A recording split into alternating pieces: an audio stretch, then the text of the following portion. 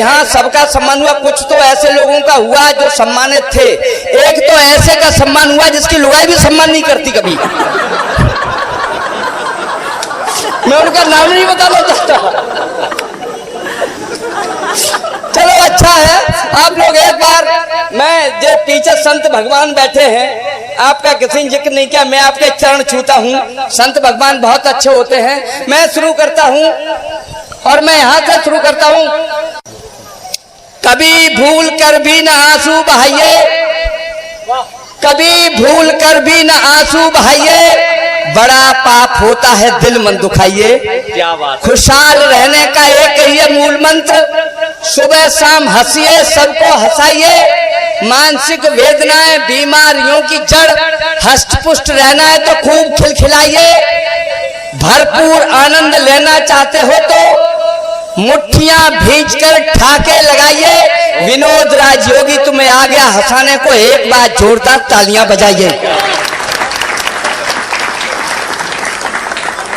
बस थोड़ा सा जुड़ जाइए मुझसे, मैं बहुत ज्यादा वक्त नहीं लूंगा। मैं बहुत हल्की हल्की, मैं इन लोगों की तरह बहुत कठिन भाषा नहीं बोलूंगा, मैं श्लोक नहीं बोलूंगा विवेक की तरह। मुझे पता है कि सामने वाले के समझ में भी आना चाहिए। और यह बात मैंने तब सीखी थी, एक दिन मेरी साइकिल खराब हो गई तो हमने कहा कि हम तो देखो पढ़े लिखे लोग हैं, शुद्ध हिंदी बोलेंगे, हम उस साइकिल संभालने वाले आदमी के पास पहुंचे। हमने बोला, हे द्विचक्र गामिनी सुधारक महोदय, मेरे द्विचक्र वाहिनी के अगले चक्र की वायु निष्कासित हो गई है, आप अपने वायु ठूसक यंत्र से मेरी द्विचक्र वाहिनी के अगले चक्र में वायु प्रेषित करने की कृपा करें। अब बेचारे को संस्कृत आती नहीं थी। वो बोला, भाई साहब तुम देखने में तो अच्छे लग रहे हो लेकिन भीख क्यों मांग रहे हो? इसलिए मैं बहुत धीमे धीमे सीधे सीधे शब्दों में बात करूंगा। दारू की बहुत बात हुई कि दारू ऐसे खत्म हो जानी चाहिए, दारू ऐसे खत्म हो जानी चाहिए। लेकिन मैं कहता हूं दारू पुरुषों के खत्म करने से नहीं होगी, हम सबके कहने से दारू नहीं खत्म होगी। दारू खत्म होगी, माताएं बहनें अगर चाहें तो दारू उसी दिन खत्म हो जाएगी साहब। मैं आपको सच बताता हूँ, एक बेटी ने क्या किया सोच सुनिएगा, दारू कैसे खत्म की। शादी हो रही थी उसकी, शादी में आप जानते हो 7 फेरे पड़ते हैं, फिर 7 वचन दिए जाते हैं। 7 वचन दिए, लड़की ने लड़के को, लड़के ने लड़की को 7 वचन दे दिए। पंडित जी ने कहा कि अब तुम्हारी शादी हो गई है, लड़की बोली अब नहीं हुई है, एक 8वां वचन और दो। उसने कहा कौन सा वचन? कि बोले कि जे भी सुख से जिएंगे हम भी सुख से जिएंगे, इनसे कहो कि 8वां वचन दे कि आज से दारू नहीं पिएंगे।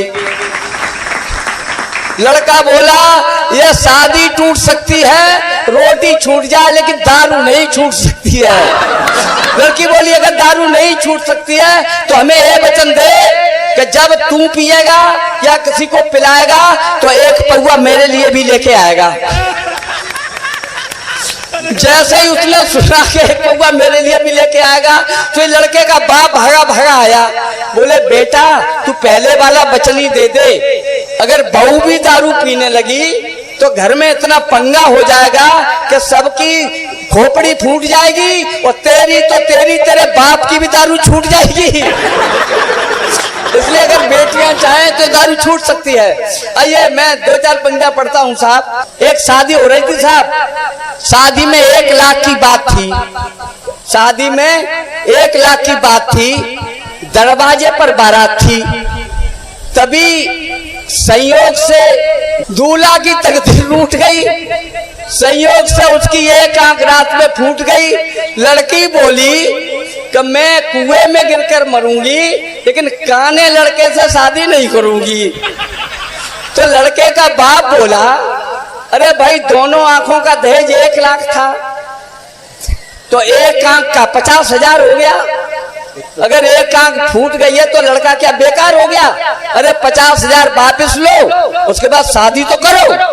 लड़की ने दिमाग लगाया और बोली मेरे होने वाले पापा जी अगर आंख का ही दहेज है तो फिर रिश्ता हमारा इसी से जोड़ दो और इसकी एक फूट गई है और दूसरी भी फोड़ दो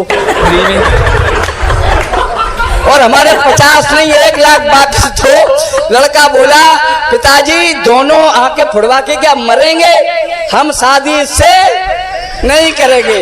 तो इसलिए मैं कहता हूँ देखो बेटियां बहुत आगे हैं, बेटियां किसी से कम नहीं हैं, बेटियां चाहें तो समाज बदल सकता है।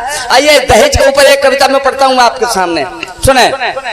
चीख चीख कर मुझसे जुड़ जाना।